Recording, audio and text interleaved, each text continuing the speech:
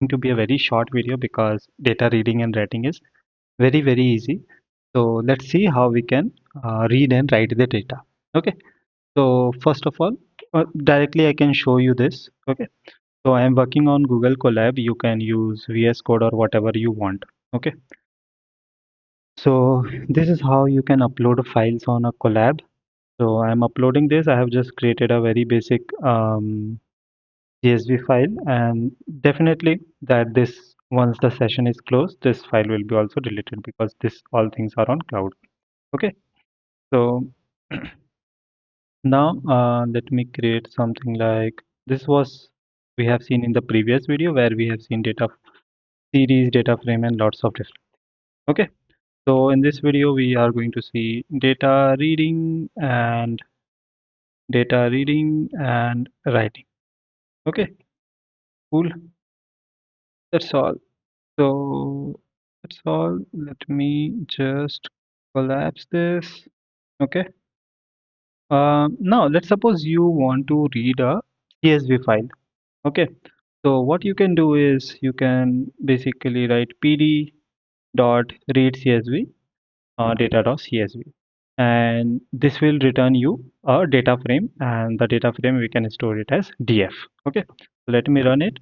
So it executed perfectly.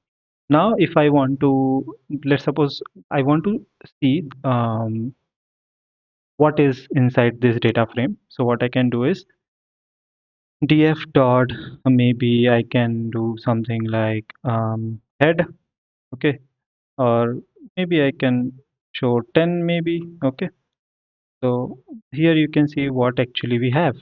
So in this CSV, now it has been converted into data frame. So here you can see that we have a data frame. We have a data which is having around 8 rows, and these are some values. And I have manually added this value so that it can be also very helpful for the next video. Okay. So this is how you can read a CSV file. Now let's go to this screen and add something. So if we are going to do data a bit more, data reading. Okay. So if you want to read CSV file, so it will be pd dot read underscore CSV, and then you have to give the path of your CSV file in the string format. Okay.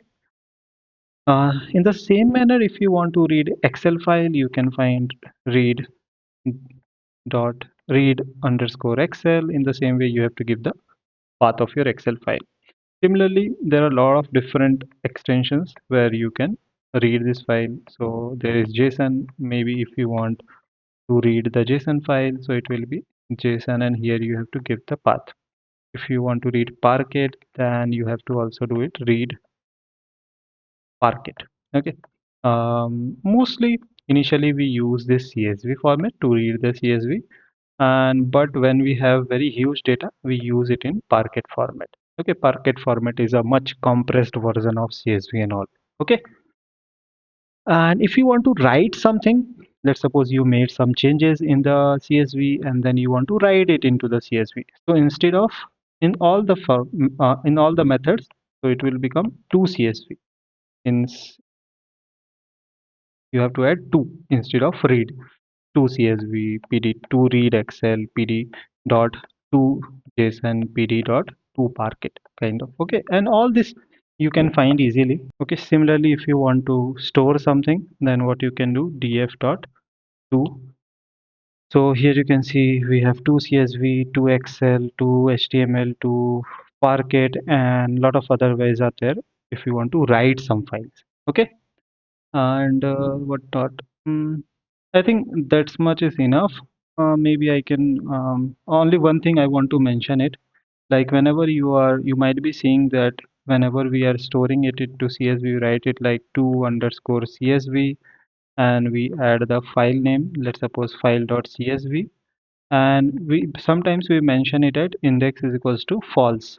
Okay, so what this index is equal to false means that index will be excluded and only the data columns will be written. Okay, so if you see this kind of index, don't get confused. Okay, so this was quick video on how to read and write the data.